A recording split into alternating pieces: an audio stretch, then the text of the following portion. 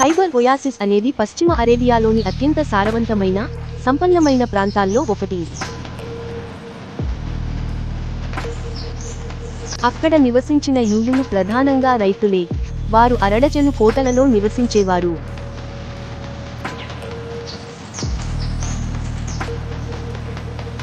ఖైబర్ యూదులు బంజరు నేలను సారవంతంగా మార్చగలిగిన సామర్థ్యం మరియు ఆ భూమి సారవంతంగా ఉండటం వల్ల చుట్టుపక్కల ప్రాంతాల్లోని చాలా మందితో పోలిస్తే వారు చాలా మంచి జీవన స్థాయిని ఆనందించేవారు.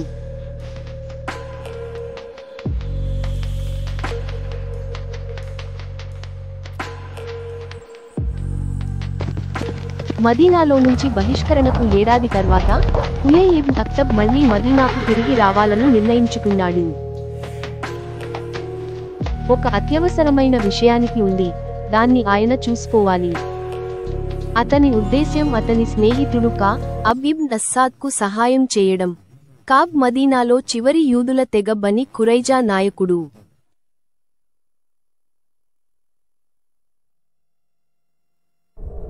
ఆ సమయంలో ప్రవక్త మహమ్మద్ మరియు అతని ముస్లిం సైన్యం బనీ ఖురైజా ప్రజలతో యుద్ధం చేస్తున్నారు.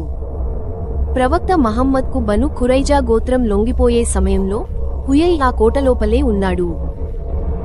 కానీ ప్రవక్తకు యుద్ధ ఖైదీలంటే కనికరమే ఉండేది కాదు. ఇబ్న్ ఇషాక్ రాసిన సీరత్ రసూల్ అల్లాహ్ గ్రంథంలోని 464 పుటలోని వివరణను చూద్దాం. తర్వాత ప్రవక్త మదీనా పట్టణపు మార్కెట్కి వెళ్లాడు. అది ఇప్పటికీ మదీనా మార్కెట్ గానే ఉంది. అక్కడ తానే స్వయంగా గుంతలు తవ్వించాడు. తర్వాత వాళ్లను పిలిపించాడు. గుంతల దగ్గరే వారి తలలు నరికి వేశాడు. వారిని వరుసలుగా బ్యాచ్లుగా అతని దగ్గరకు తీసుకొచ్చారు. ప్రతి బ్యాచ్లో సుమారు 5 ఖైదీలు ఉన్నారు.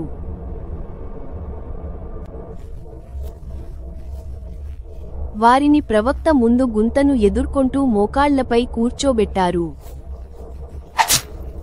అప్పుడు సైనికులు తమ పనిని చేశారు. ఆ తల నరుకుబడిన గుంపుల్లో అల్లాహ్ శత్రువు హుయై ఇబ్న్ అఖ్తబ్, వాళ్ల నేత కఅబ్ బిన్ అసాద్ కూడా ఉన్నాడు. ఆ రోజు ప్రవక్త ఎంతమంది యూదుల ఖైదీలను చంపాడు? మొత్తం 600 లేదా 700 మంది ఉన్నారు. అయితే కొందరి లెక్కలో అది 900కి కూడా చేరుతుంది. ఇది ప్రవక్త వారిని అంతం చేసే వరకు కొనసాగింది. ప్రవక్త మహమ్మద్ మదీనా నుంచి యూదులను తరిమికొట్టి నరమేధం చేసిన 2 సంవత్సరాల తర్వాత ఖైబర్లో ఉన్న యూదులపై దాడి చేయాలని నిర్ణయించాడు. దాడి కారణం ఏమిటి? ఇది తబరి వాల్యూమ్ 8, పేజీ 117 నుండి వివరణ. అస్లాన్ వంశానికి చెందిన బను షమ్ గోత్రస్తులు ప్రవక్త మహమ్మద్ వద్దకు వచ్చారు మరియు ఇలా అన్నారు: ఓ రసూలల్లా, మేము అల్లాహ్ మీదే నమ్మకంతో ఉన్నాం. కానీ కరువు మమ్మల్ని ఖాళీ చేసింది, చేతుల్లో శూన్యం. కానీ చివరికి వాళ్లు గ్రహించారు, రసూలల్లా దగ్గర కూడా వారికివ్వడానికి ఏమీ లేదు. అప్పుడు ప్రవక్త ఇలా అన్నాడు: ఓ అల్లాహ్, నువ్వు వాళ్ల పరిస్థితి బాగా తెలుసు. వాళ్లకు బలమే లేదు, నాకు కూడా వారికిచ్చేందుకు ఏమీ లేదు. వాళ్లకు ఖైబర్లోని బలమైన కోటను, అన్నివైపులా ఆహారం, మాంసాహారం ఎక్కువగా ఉండే కోటను, గెలిచే మార్గం తెరిచిపెట్టు. మీకు తినడానికి ఆహారం కావాలంటే యూదుల్ని దోచాల్సిందేనా రసూలల్లా? ఎందుకు కాదు? అల్లాహ్ స్వయంగా నాకు విజయం, భారీ దోపిడీ వస్తుందని ఖురాన్లోనే వాగ్దానం చేశాడు. సూరా అల్ ఫత్తహ్ వచనం 20. మీరు నమ్మినందుకు అల్లాహ్ మీకు పెద్ద దోపిడీ ఇప్పిస్తానని వాగ్దానం చేశాడు. అందుకే ఈ ఒప్పందం తీసుకొచ్చాడు. ప్రజలు మీకు హాని చేయకుండా వాళ్ల చేతులు కట్టేశాడు. ఇది విశ్వాసులకి ఒక సంకేతం. మీకు నేరుగా విజయ మార్గం చూపించడానికే ఇది అంతా. తదుపరి ఉదయం దేవుడు వారికి గెలుచుకోవడానికి అల్సాబ్ బిన్ వాడ్ కోటను తెరిచాడు. ఖైబర్లో అల్ సాబ్ ఇబ్న్ వాద్ కోట కన్నా ఎక్కువగా తిండి, మాంసం ఉన్న కోట మరొకటి లేదు. దాడుల వెనక అసలు ఉద్దేశం స్పష్టంగా తెలుస్తుంది: ఇతరుల ఆస్తి మీద కన్నేసి దోపిడీ చేయడమే. Sahih Bukhari, volume 5, book 59, number 510. Anas bin Malik చెప్పినట్లు, మేము ఖైబర్కు ఉదయం తొందరగా చేరుకున్నాము.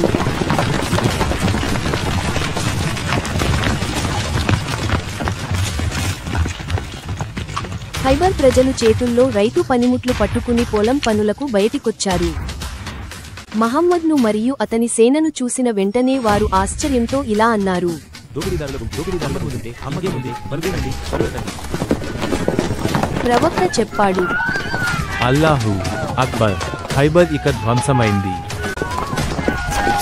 ముస్లిం దండయాత్రలను ఎదుర్కోవడానికి తమ యోధులను ఒకే సైన్యంలోకి తీసుకురావడం బదులుగా యూదులు తమ వేర్వేరు కోటల్లో దాక్కుని దాడిని తట్టుకోవాలని ఆశించారు. ఈ రక్షణ వ్యూహం ఎక్కువ కాలం నిలవలేదు, ఎందుకంటే మహమ్మద్ చివరికి వారి కోటలను ఒకదాని తర్వాత ఒకటి తీసుకున్నాడు. కొద్ది కాలంలో ప్రవక్త మహమ్మద్ మరహబ్ కోట నుండి స్వాధీనం చేసుకున్న కటపల్ట్ను ఉపయోగించి ఇతర కోట గోడలను ధ్వంసం చేశాడు.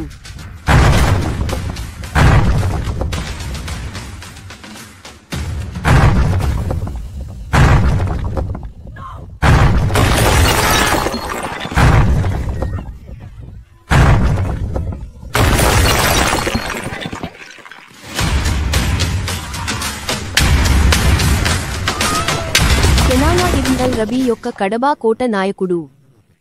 కడబా ప్రాంతంలోని ప్రజలలో ఎక్కువ మంది మదీనాలోని బని నదీర్ యూదులు. కినానా ఇబ్న్ అల్ రబీ సఫియా బింట్ హుయయి భర్త. వారు ఇప్పుడే పెళ్లి చేసుకున్నాడు. ఇద్దరూ కొత్తగా పెళ్లైన జంట. ఇద్దరి శాంతమైన కొత్త జీవితం కదీవా అనే కోటపై ప్రవక్త చేసిన దాడితో అక్కడే ముగిసింది.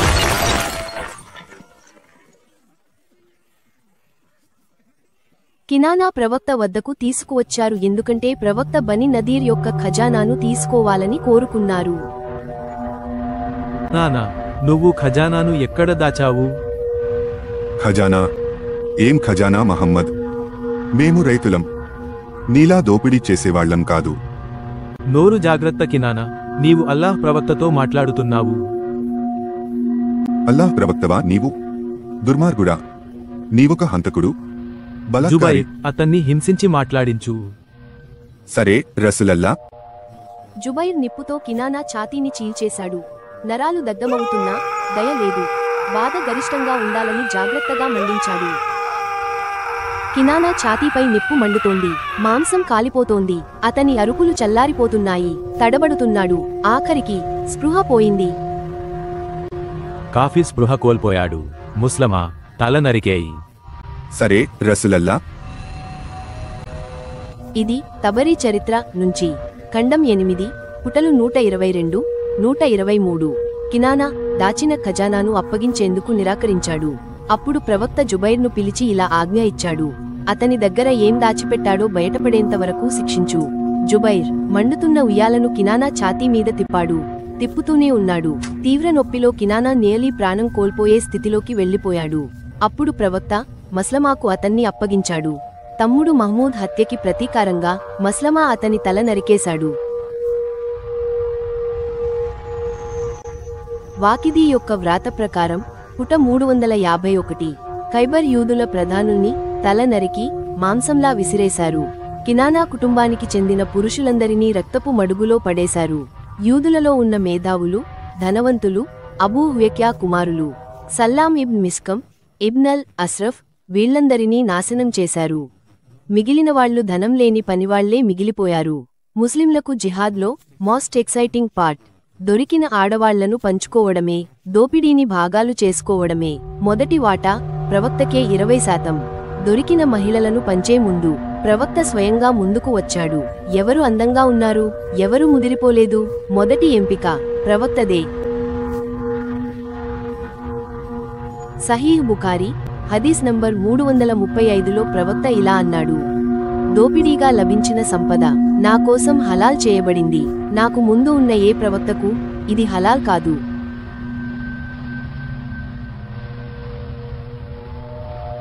ఒక ముస్లిం సైనికుడు పేరు దిహ్యా అల్ కాల్బీ తనకు దొరకబోయే ఆడబందిని కొరికేంత తాపత్రయంతో తన దోపిడీ వాటా కోసం ఆగలేకపోయాడు.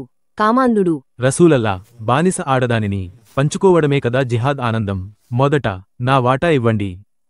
సరే సరే, నీకు ఎవరు కావాలో పోయి తీసుకో. దిహ్యా పరుగెత్తుతూ వెళ్లి సఫియాను పట్టు గట్టిగా పట్టేశాడు. ఇప్పటినుంచి నువ్వు నా సొత్తువే. సఫియా, నాకు ఆమె కావాలి. అయ్యో, చూడటానికి అగ్రస్థానంలో ఉండేది ఆమెనే. దిహ్యా బెస్ట్ కొట్టేశాడు. ఆలోచించేలోపే నాకిష్టమైన ఆమెను నేనే కొట్టేశా. నాకు సఫియా దక్కకపోతే దిహ్యాకు కూడా దక్కకూడదు. పోదాంరా, ప్రవక్తని కలుద్దాం.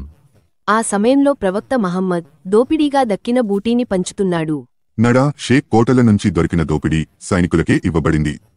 కాని కతీబా ప్రాంతం నుంచి వచ్చినది మొత్తం నాది, అంతా నాదే. దిహ్యా తన గూడెంలోకి సఫియాను తీసుకెళ్లాడు. సఫియా, మదీనాలో నుంచే నిన్ను చూస్తున్నాను. నీపై నాకున్న కోరిక ఇప్పుడే నెరవేరింది. ఇప్పుడే అల్లా నా కోరిక తీరేలా చేశాడు. నిన్ను నాకు బూటీగా ఇచ్చాడు. నన్ను టాచ్ చేయకు. ఒక్క రాత్రే చాలు, నాకు ఎంత అలవాటైపోతా. ధైర్యం నీకు? నాకు ఇప్పటికే పెళ్లి అయింది.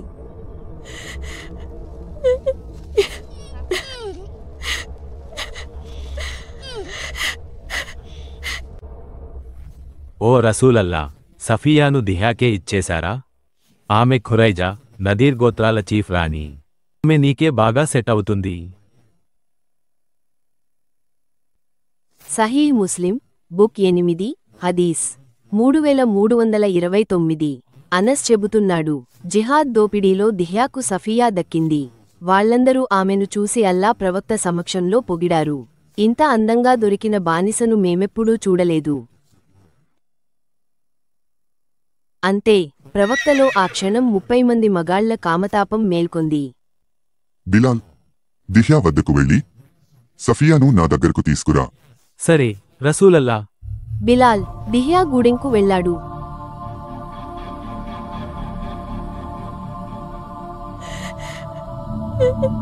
ఇప్పుడు డిస్టర్బ్ చేయొద్దు, పని మధ్యలో ఉన్నాను. వెళ్ళు.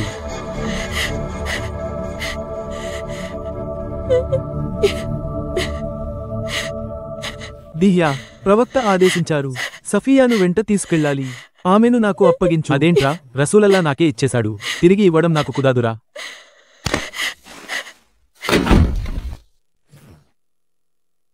బిలాల్ సఫియాను, ఆమె మరదలిని తీసుకువచ్చాడు. ప్రవక్త రాత్రికి తమకు ఏదైనా ఒకరినో లేక ఇద్దరినో తీసుకోవచ్చని ఎంత ధైర్యం చూసేందుకు నీకురా? దిహ్యా అంత సఫియా నా ఈజీగా సొత్తు, వదిలిపెట్టలేదు. నా దెబ్బకి దొరికింది. కినానా చంపబడి తుత్తుతుత్తుగా పడిపోయిన శవాన్ని చూసిన ఆమె సోదరి పూర్వం కనిపించని పిచ్చి కేకలతో అరవసాగింది.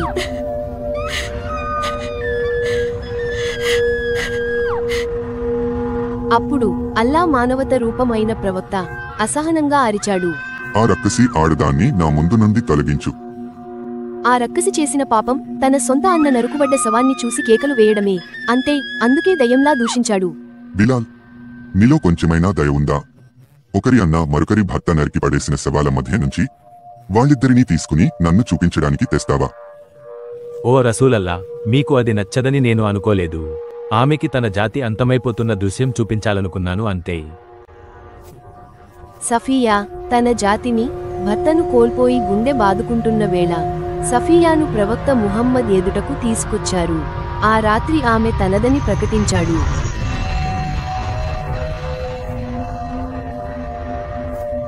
సహీహ్ బుఖారీ హదీత్ 2228 ప్రకారం సఫియా యుద్ధ దోపిడీలో దొరికిన బానిసలలో ఒకరు.